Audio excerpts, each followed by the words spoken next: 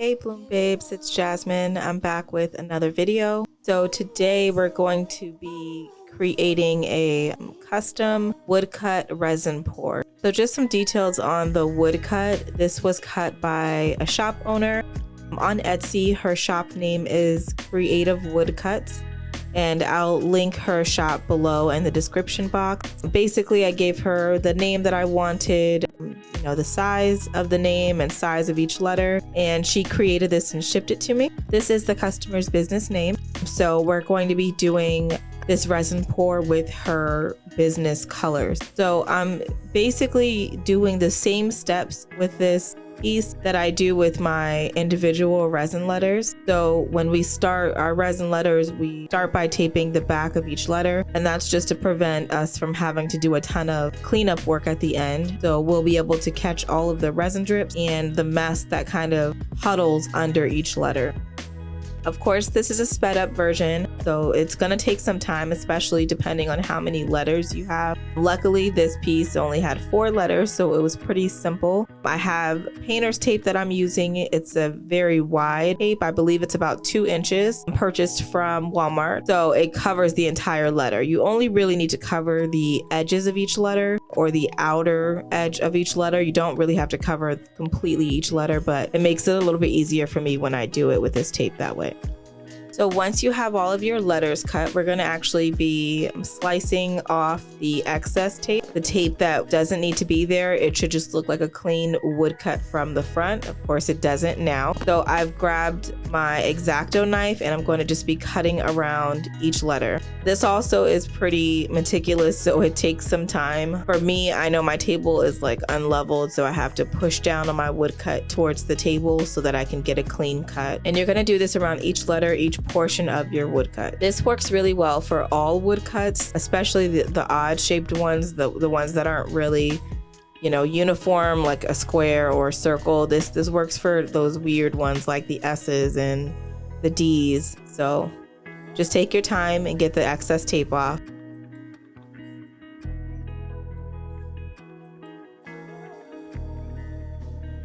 So once you have it all complete, it should look like that. Basically, the tape is just on the letters on the back. You should not be able to see it from the front. And I basically moved my mat to do that. I didn't want to cut through my silicone mats. Okay, so now we're gonna go ahead and continue with our prep work. I have these yellow, like safety looking cones that I bought from Amazon. And basically it just rises my piece up higher than the mat.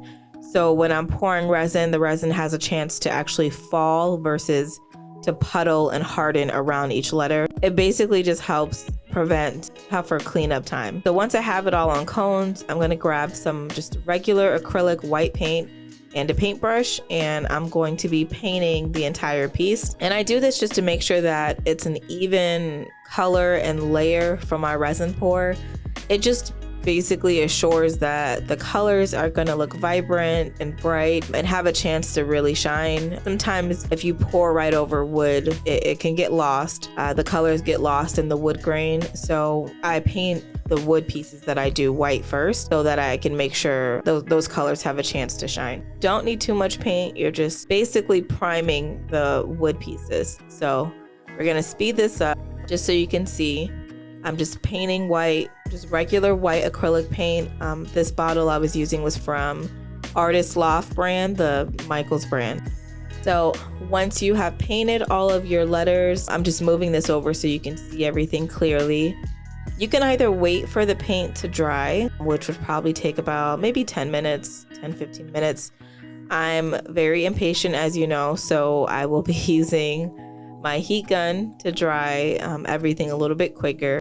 And it's optional if you want to paint the sides of each letter white as well. I don't purposely do it, so if it does happen, it's by accident. But if you want to paint them white, you can. So now we're ready to actually pour. I'm gonna first put my glass on. In some videos, you may see me put resin on first and then my glass. But in this particular one, I enjoyed putting the glass first. It kind of just sectioned out where I don't want to pour and how my letters will look because the glass was already in its place.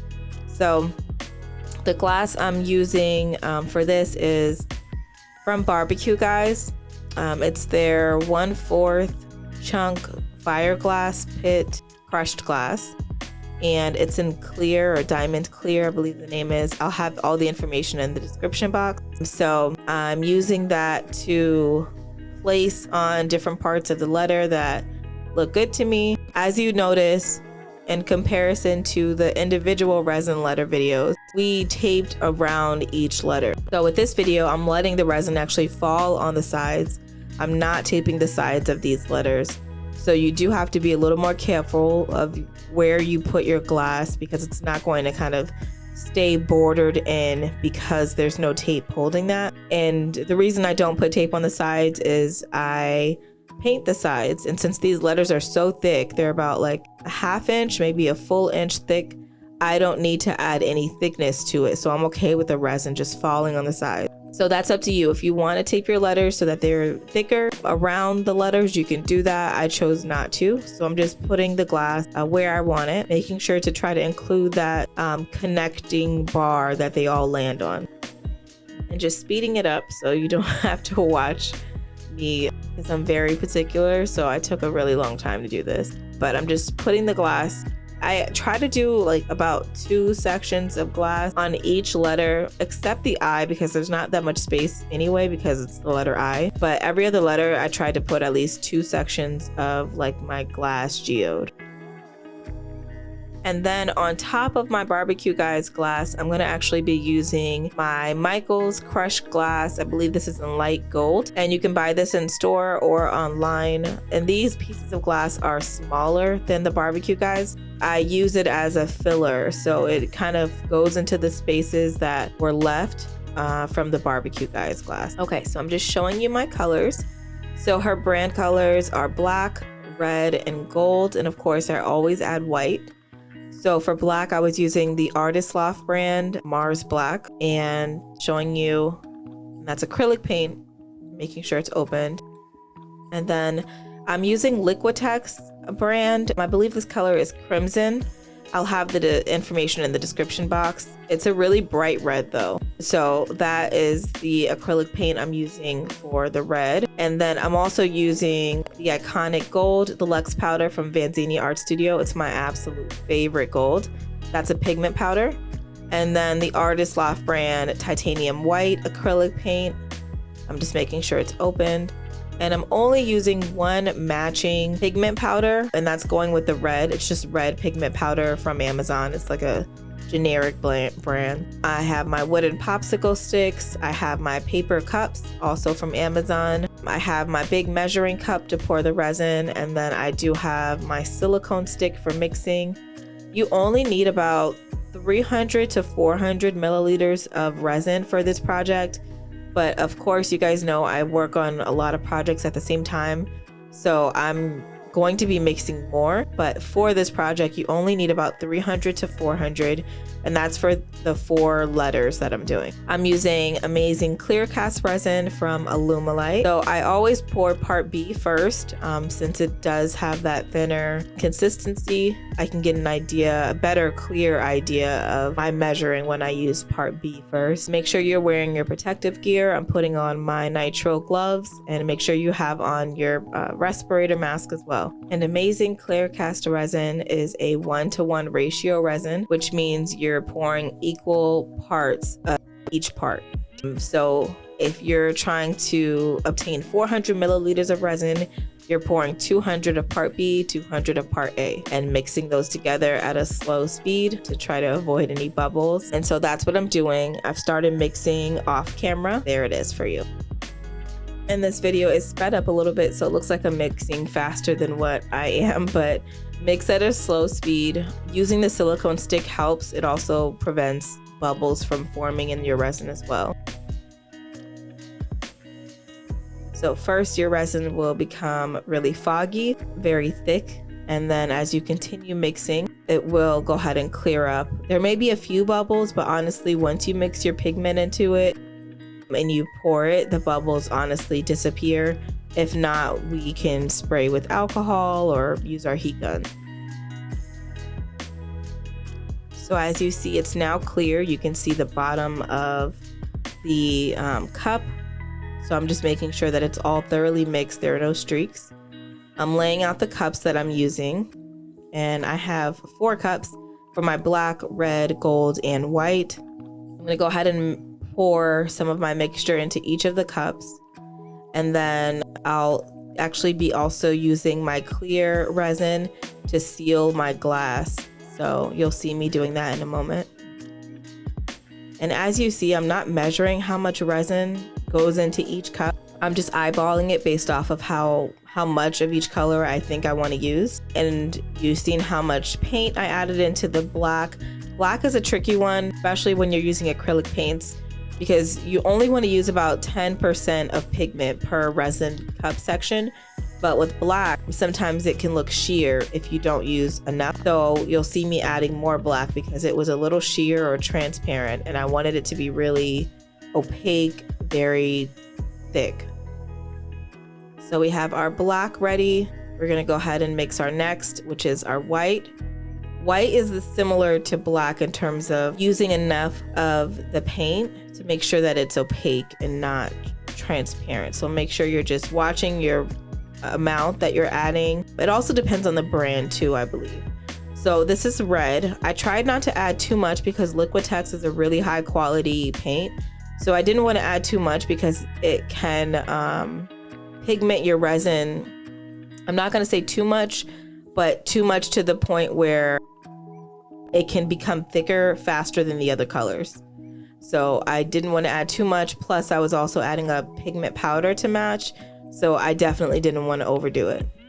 And last, definitely not least, my gold. This is my favorite. I've switched from what I was normally using to this, and I don't want to use anything else ever, ever, ever.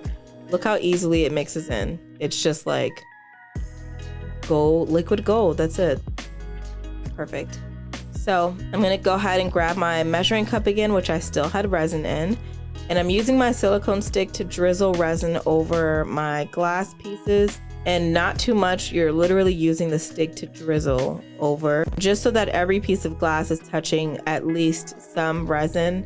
It will stick. And I'm using diamond dust, which I also used in my individual letter tutorial.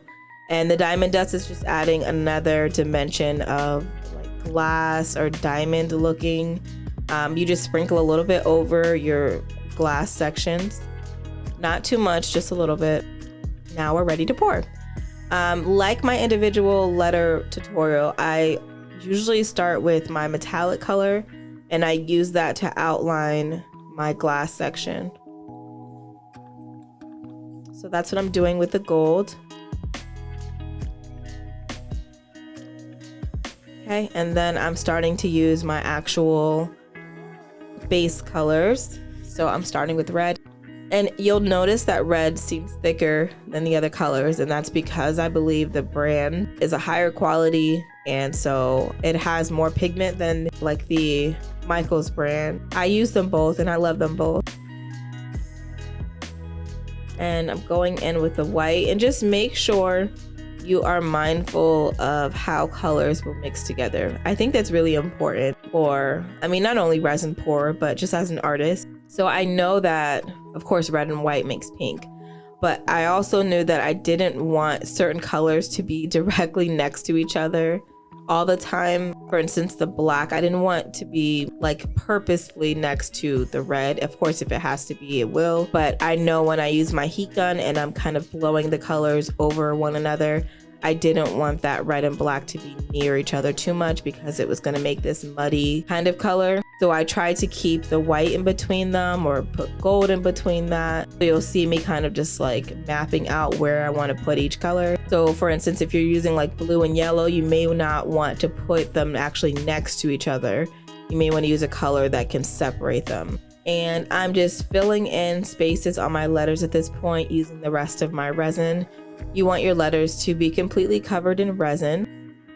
You also want to be mindful of the composition of the colors, like where you're placing them. Just for the beauty of the piece, you want to make sure that everything is kind of evenly distributed somewhat, or at least in a way that's aesthetically pleasing. I usually do my metallic colors last because that, like the gold, or if I'm using silver, it adds some like floating effects with cells.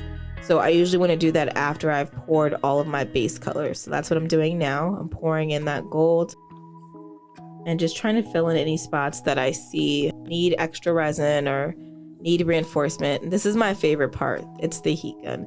This is honestly, I feel like, what does most of my work for me.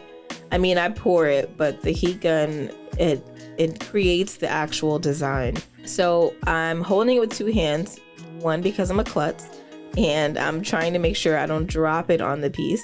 But two, it helps me guide the heat gun into where I want the colors to move. Just kind of have an idea of how you want them to move, what colors you want to kind of blow over the others. And that's what I'm doing. So I'm focusing more on the golds and trying to blow the gold color over certain colors to create those cells and the really cool effects that's happening.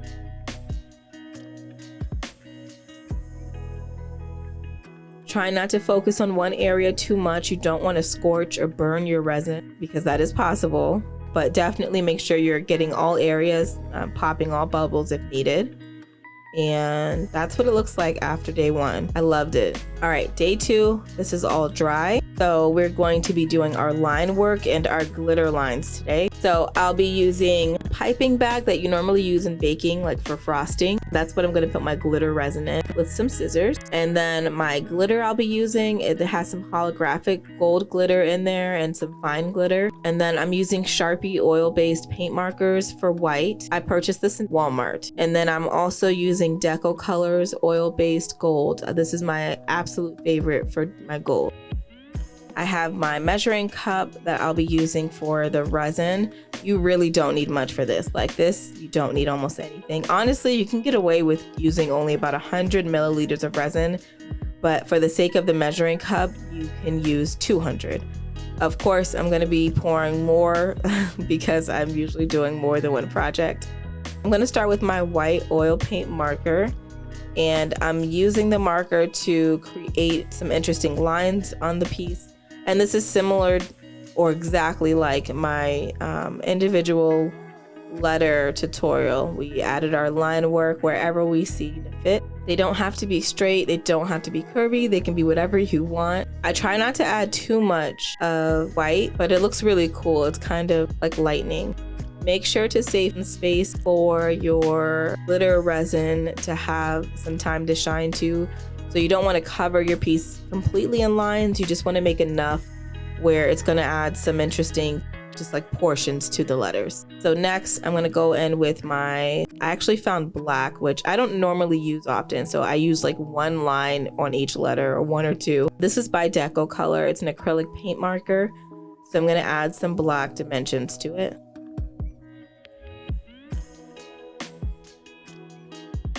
And then we're gonna go in with our gold. I also try not to use too much of gold because I outline my glitter lines when they're dry with gold, so I don't want to overdo it with that. But add a couple of cool lines to your piece. We're going to be mixing some resin for our glitter resin section. And again, you only need about 100 milliliters or so of this resin to mix your glitter in. Mixing, I'm pouring part B in first as usual.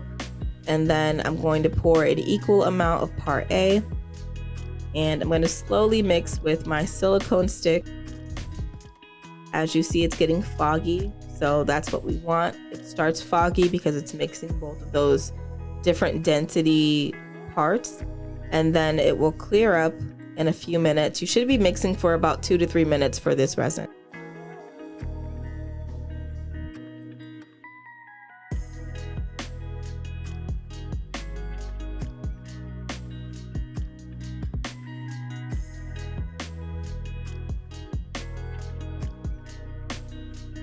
Okay, so here was my mistake.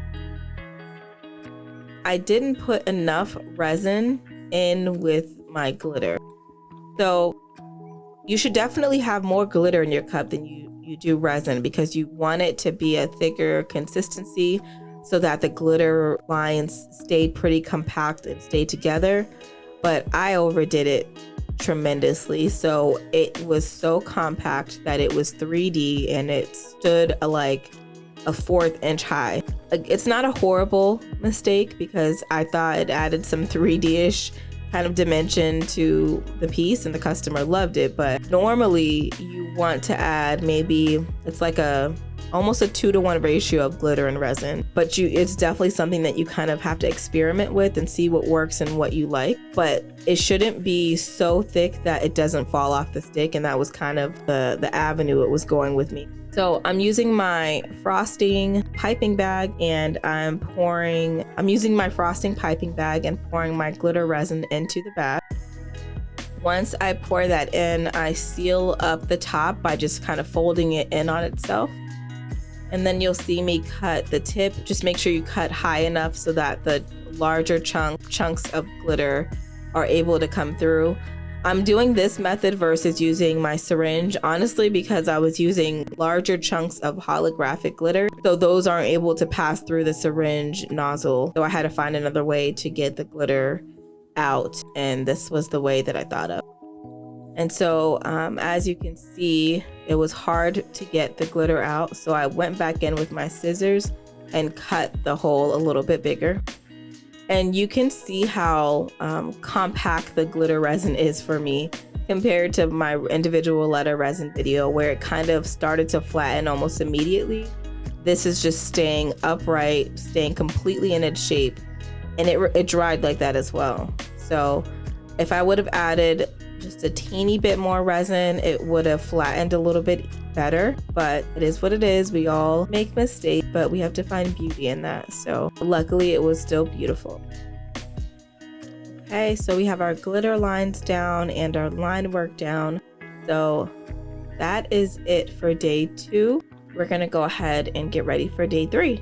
All right, day 3. So as you see, my glitter lines look exactly the same, meaning that they did not flatten like we would have wished or hoped, but that's okay. So what we're gonna do is still treat it the same. So I'm going to be using my gold Deco Color oil-based marker, and I'm outlining those glitter lines. That even adds like another dimension of just the 3D effect.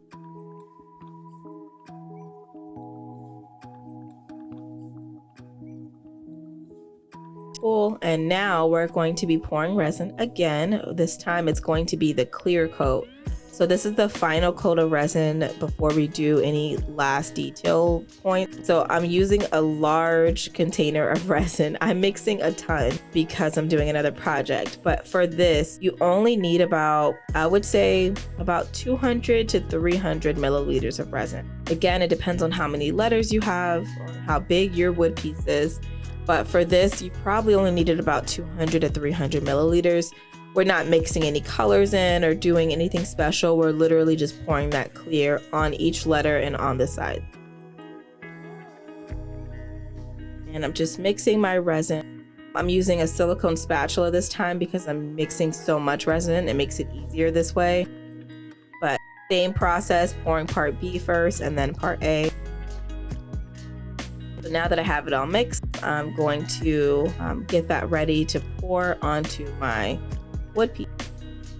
And I'm using this, I guess it's an air blower. I'm not sure what the name is, but usually it's used for alcohol ink pieces to push the alcohol inks around. But I'm using it to make sure there's no debris or dust on my wood piece before I pour that final coat. I just don't want anything falling in it or sticking to it.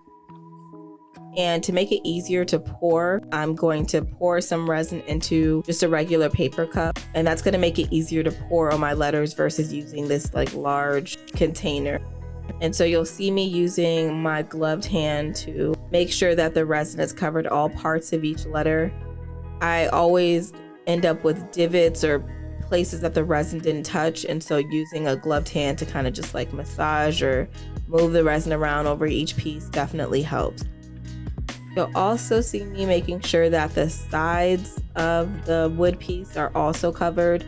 And that's simply because it's easier for you to paint the sides or varnish the sides, whatever you choose to do, when it's covered in resin. Like when it has that gloss effect, it's easier for that paint to glide across versus on wood, it'll kind of have a more matte feel. So I cover the sides of each letter to make sure that it's easier for me to do that. So I'm going back in with my cup, just making sure that I've accomplished and covered each piece completely. I want to make sure that even the glass is completely covered. There are no divots or spaces where resin is needed. And while I was doing this clear coat, that's when I realized that basically the glitter resin was definitely too high, like in terms of covering it with the clear coat. It just did not want to be covered, but still beautiful. So this is your last step before you go over everything with your detail work. You'll just be going over those lines that you created, and those glitter lines, you'll be outlining them again. Same kind of steps that you use with the individual letters is what you would do to finish this. And then last, you can paint the sides like I did. So here's the final piece. Thank you for watching. Bye.